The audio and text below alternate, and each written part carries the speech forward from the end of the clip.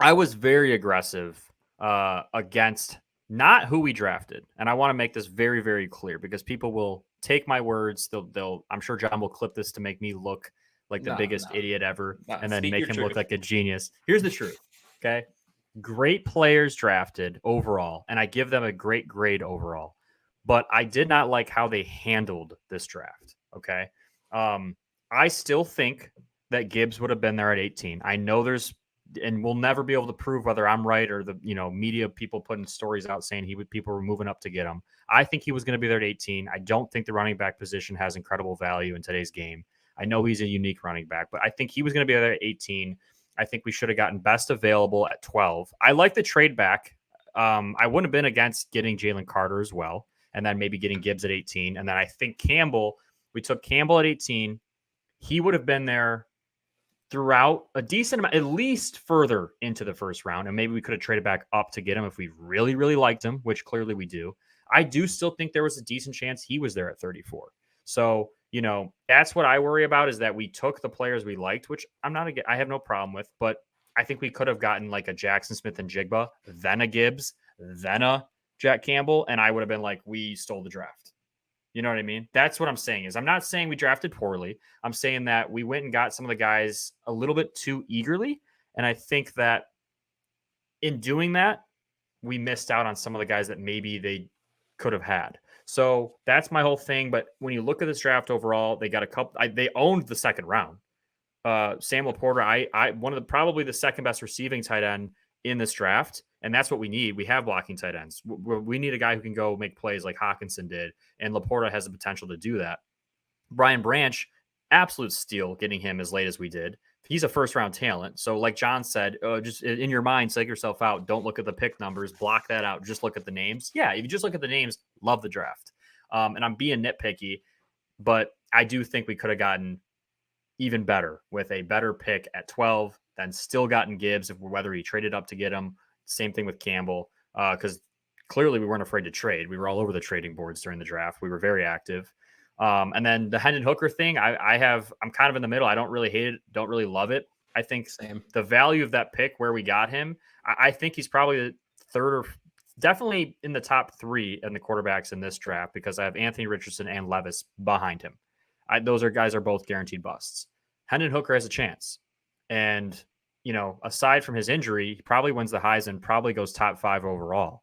So getting him in the third round, great. And then, like you said, John, in your analysis, you get an offensive lineman, Colby Sorsdale, who can kind of move around the O-line. I like that a lot. I think he's just going to gel really well with that group, too, which, you talk about how important our locker room and culture is. I listened to that dude talk for 5 minutes, and I'm like, this kid is going to be best friends with Ragnow and Decker and Glasgow. It's a perfect fit. Yeah. Then the one thing I'll say is my final critique of them, and then you can get into your loving them.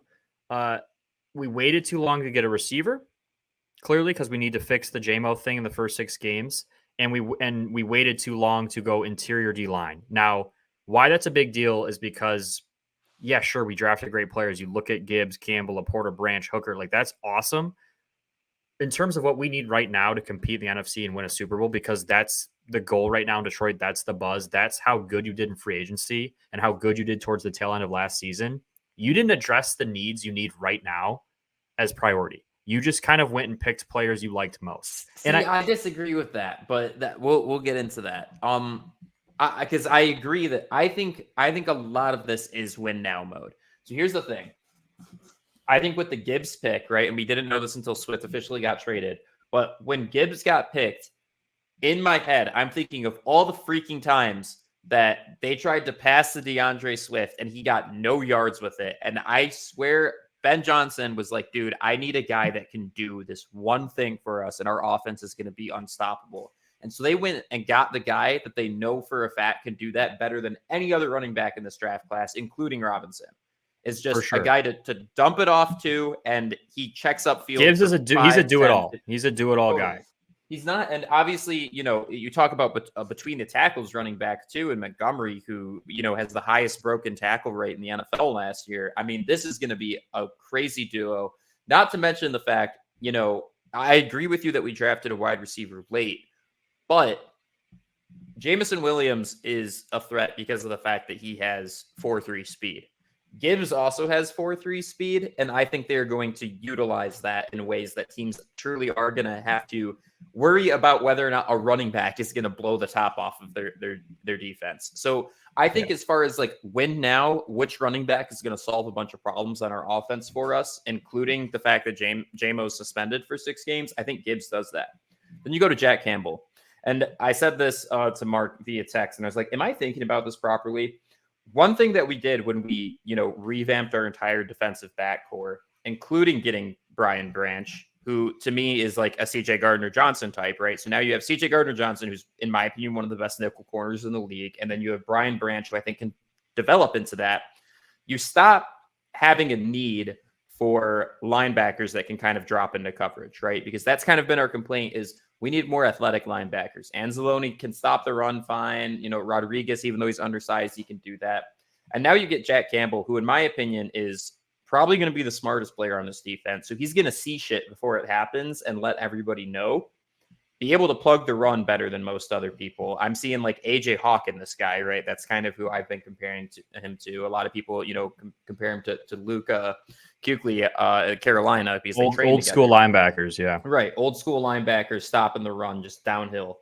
But the thing is that with Gardner-Johnson and Branch on the field, that kind of need for a coverage linebacker disappears because then you have these, instead of having to worry about that, you have your essentially cornerbacks or safeties handling that problem, which I think is how they intend to use these guys, which is why all of our cornerbacks are so versatile, right? We don't have too many just staple man coverage kind of corners in this class or in this group, right? We have a lot of guys that are really versatile, can be shifted around, can play safety, can play nickel, can play corner. So that's why I'm a big fan of that pick. Then you get to Laporta, as you said, best receiving tight end.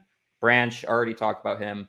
Hooker, worst case scenario, he's a solid backup for Goff, who I think can do a lot of similar things as Goff. If Goff happens to go down, our season isn't over. I think that's why we picked him.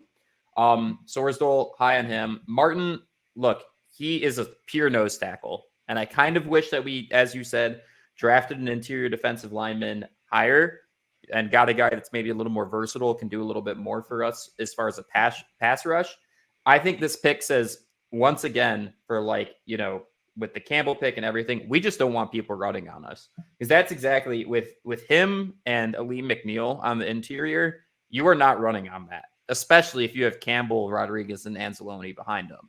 It's going to be impossible to move anything between the tackles with these guys. And then, Green, I wanted A.T. Perry so bad there. The Saints ended up getting him, so I'm not totally upset. But Green is the same height as A.T. Perry and is the exact same 40 time of 4.47 40. And similar attributes, right? Clean route runner, good hands. If he's going to be our guy going into the season to just fill in for Jamo for those 6 games, so be it, right? I'm not super mad about it. I think it adds some depth, So that's kind of how I feel about this draft pick. I'm personally very high on it because of the fact that, unlike what you said, I honestly think that, some aspects of this might be forward looking to the future. I think all these guys, these top 4 guys here are day one starters. I think they're seeing the field immediately.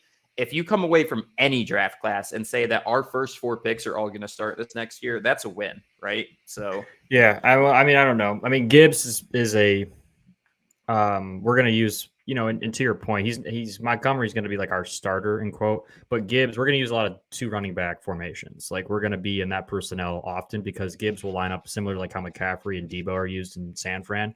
That's where we're going in terms of, the adaptation of what they do and what we want to do. Gibbs is going to be a slot receiver, running back, motion them around, screens.